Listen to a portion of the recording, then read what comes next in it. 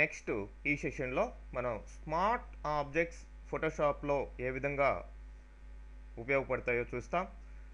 ఈ smart objects అనేటివి Photoshop బయట క్రియేట్ చేయబడిన ఆబ్జెక్ట్స్, అంటే వేరే అప్లికేషన్స్లో క్రియేట్ చేయబడిన ఆబ్జెక్ట్స్ ఫోటోషాప్లో వీటిని మనం యూజ్ చేసుకోవచ్చు.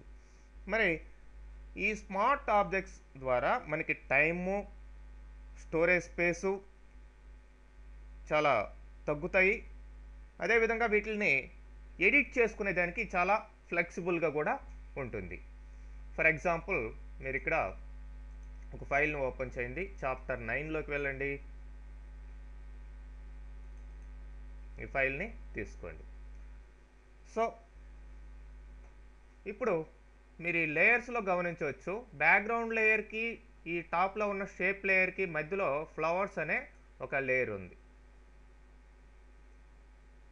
ఇదే మనకి స్మార్ట్ ఆబ్జెక్ట్. ఇక్కడ కింద కూడా ఒక థంబ్నెయిల్ లాగా చూపిస్తుంటుంది స్మార్ట్ ఆబ్జెక్ట్,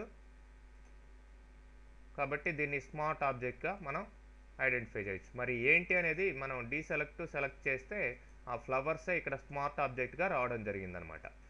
ఓకే, మరి ఈ ఫ్లవర్స్ని సెలెక్ట్ చేసుకొని మనం ఇమేజ్లోకి వెళ్ళి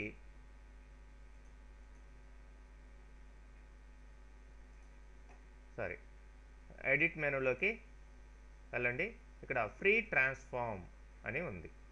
సో స్మార్ట్ ఆబ్జెక్ట్ ఇక్కడ సెలెక్ట్ కావడం జరిగింది. సో దీన్ని మనం మినిమైజ్ చేయొచ్చు, అట్లనే మ్యాక్సిమైజ్ చేయొచ్చు. మరి ఎలా చేసినా కానీ దీని క్లారిటీ మాత్రం చేంజ్ కాదు. మీరు ఎన్లార్జ్ చేయండి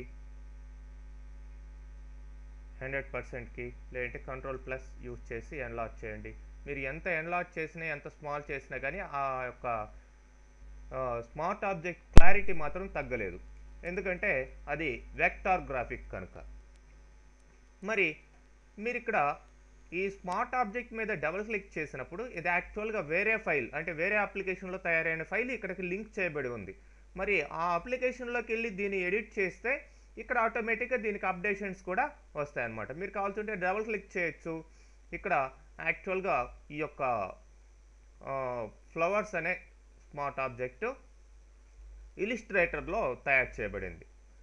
మరి మీకు ఆ ఇలిస్ట్రేటర్ అప్లికేషన్ అనేది ఉంటే ఓపెన్ అవుతుంది దాంట్లో. సో ఓకే, చూడండి, could not edit original smart object because the application which created the smart object could not be launched. అది లేదనమాట, ఇలిస్ట్రేటర్ అనే సాఫ్ట్వేర్ లేదు. ఉంటే కనుక దాంట్లో వెళ్ళి మనం ఈ యొక్క స్మార్ట్ ఆబ్జెక్ట్ దాంట్లో ఓపెన్ అవుతుంది.